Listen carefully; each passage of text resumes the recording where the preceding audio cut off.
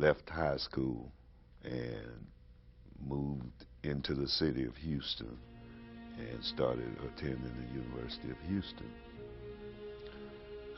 I was a chemistry major and did pretty well, but again, no money. The money wasn't there. And then started to work. Of course, I had a part-time job, but the mistake I made was in the age of student deferments of dropping to half-time, to work a little bit more. And from that point, I was drafted. Clarence Sasser was drafted into the Army in 1967 at the age of 19.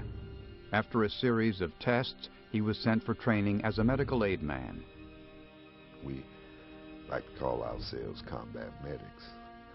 Although a lot of medics weren't sent into combat, I always knew I would. It's one of those things you just know. On the morning of January 10th, 1968, Clarence Sasser would experience his first heavy combat. The battalion commander sent his company on a reconnaissance mission toward the Mekong Delta to investigate reports of enemy activity. I was on probably the third, fourth helicopter. We go in, and the helicopters start taking fire, rockets. A thoroughly bad situation. One of the helicopters got hit and plumped down in the water.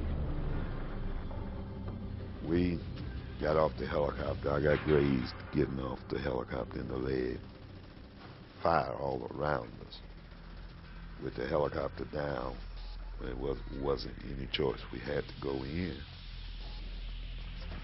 And so we were dumped in the rice paddy. The mortars were coming in, snipers were around. Guys were yelling, "Doc, Doc." And of course, at this point, there's no semblance of platoon-like unity. During the first 30 minutes, over 30 casualties were sustained. Without hesitation, Sasser ran across an open rice paddy through a hail of fire to assist the wounded. After helping one man to safety, he was painfully struck by incoming fire. I was almost hit with a mortar round that almost just totally sprayed my back. Shell fragments are something I'll never forget how they feel.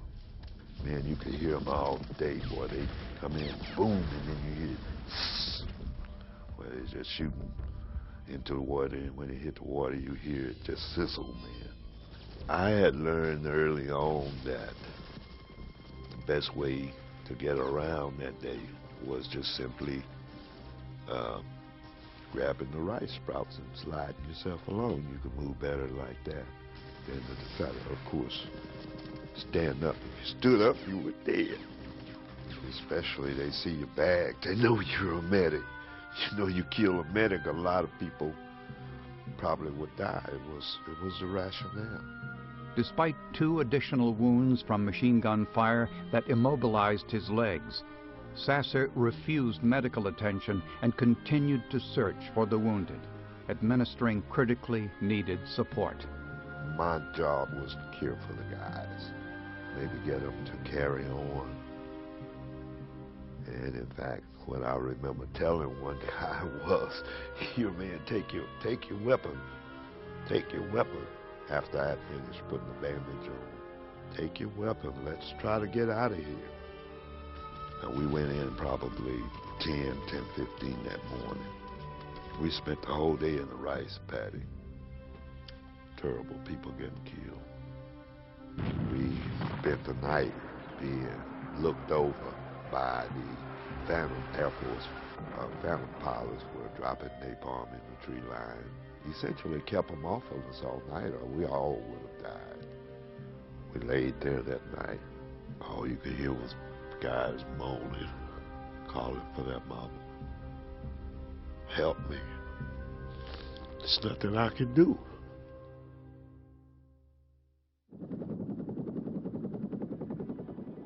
They got us out, I guess about 4 o'clock that morning. They tested and came into the area and with the chopper. Well, it was a relief. It was a relief. We were out of there and I was still alive. I was hurt, but I wasn't in mortal danger. I was hurt. I knew me. I knew I would heal, and I would heal fairly quickly. After I had recovered and the understanding doctor had gotten me reassigned, I don't know what he did or how he pulled strings, but they did need medics there. I was called into his office. He was, of course, the officer in charge of the dispensary, and told me that the Department of Defense had decided to award me a Medal of Honor.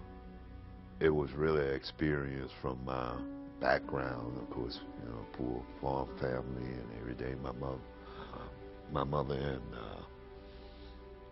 and sisters were flown up to D.C. And of course, this was I guess the best thing that ever happened to them. We enjoyed it, tremendously enjoyed it. It's confirmation to me that I did my job, and that's how I had to deal with it, because it was my job. I don't think what I did was above and beyond. I never have.